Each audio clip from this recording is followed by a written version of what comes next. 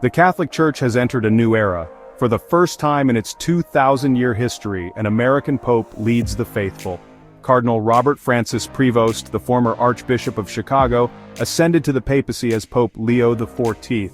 This historic election signals a potential shift in the Church's dynamics with implications for the global Catholic community and beyond.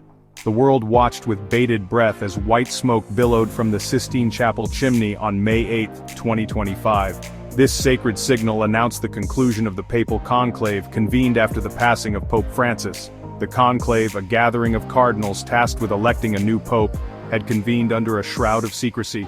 Speculation ran rampant as to who would succeed Pope Francis.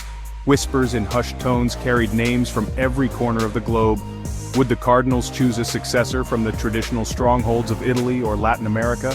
Or would they look further afield, to Africa or Asia, where the Catholic faith was experiencing vibrant growth? The answer, when it came, sent shockwaves through the Catholic world. Cardinal Robert Francis Prevost, an American, had been chosen. The College of Cardinals, in a break from tradition, had looked beyond the familiar and elected a man who embodied both continuity and change. The election of a pope is an event shrouded in tradition and secrecy. Cardinals from around the world gather in the Vatican, secluded from outside influence, to discern who among them will lead the Catholic Church. The process is governed by centuries-old rituals, a testament to the Church's enduring legacy. The recent conclave following the death of Pope Francis was no different. Cardinals, clad in their crimson robes, filed into the Sistine Chapel. They carried the weight of expectation on their shoulders. They're tasked to choose a leader for a global flock of over 1.3 billion Catholics. After days of prayer, deliberation, and multiple rounds of voting, the decision was made. Cardinal Prevost, an unexpected frontrunner, had secured the necessary two-thirds majority. The white smoke announced his election to the world, ushering in the papacy of Leo XIV. The choice of Cardinal Prevost, an American, sent ripples of surprise through the Catholic world. This historic decision marked a departure from tradition, as popes have historically hailed from Europe or Latin America. The election of an American pope signifies the evolving nature of the Catholic Church.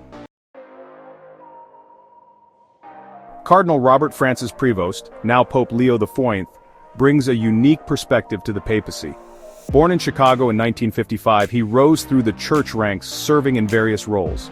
His journey from the Midwest to the Vatican showcases his faith and leadership. Early on, he felt a call to serve beyond the U.S. He spent over 2 decades in Peru, immersing in the culture and serving communities. This experience deepened his appreciation for the Church's universality. Upon returning, he was appointed Archbishop of Chicago. His tenure was marked by social justice and outreach efforts. His election as Pope Leo XIV is a testament to his character. Known for humility and intellect, he connects with people from all walks of life. These qualities will shape his papacy and guide his interactions with the global Catholic community. Section 4, A World Reacts. Congratulations and speculation. The election of Pope Leo XIV has reverberated around the world. From heads of state to everyday citizens, people are reacting to this historic event with a mixture of surprise, hope, and curiosity. The global community, both Catholic and non-Catholic, is eager to see how this new era in the Church will unfold. World leaders were quick to offer their congratulations to the newly elected pontiff. President Biden, himself a devout Catholic, expressed his joy at the election of an American pope. He emphasized the importance of Pope Leo XIV's leadership in addressing global challenges and promoting peace and understanding. Former President Obama also extended his congratulations, reflecting on the historic nature of this moment for the United States. He highlighted Pope Leo XIV's commitment to social justice and his experience working with diverse communities, expressing hope that these qualities would guide his papacy. Beyond the realm of politics, religious leaders from various denominations and faiths also welcomed Pope Leo XIV. The Archbishop of Canterbury, spiritual leader of the Anglican Communion, expressed his desire to continue the dialogue and collaboration between their two churches. Section 5, The First Steps, Initial Actions of Pope Leo XIV. In the immediate aftermath of his election, Pope Leo XIV has moved swiftly to establish his presence and outline his priorities. His initial actions, while largely symbolic, offer glimpses into his governing style and the potential direction of his papacy. One of Pope Leo XIV's first acts was to hold a mass in the Sistine Chapel, the very space where he was elected. This gesture, laden with symbolism, underscored the continuity of the papacy and his commitment to upholding the traditions of the Church. Following the Mass, Pope Leo XIV appeared on the balcony of St. Peter's Basilica to deliver his first blessing Urbi et Orbi to the city and to the world.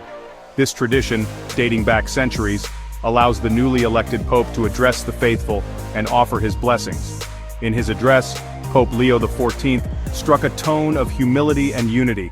He spoke of the need for healing and dialogue within the Church and emphasized his commitment to serving the poor and marginalized. He also paid tribute to his predecessor, Pope Francis, acknowledging his legacy and pledging to build upon his work.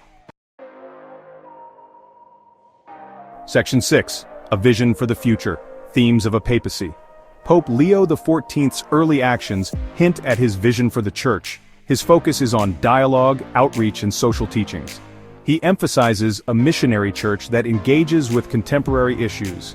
His background in social justice will play a prominent role. His time in Peru and Chicago shows his commitment to the marginalized. Dialogue within the Church and with other faiths is crucial.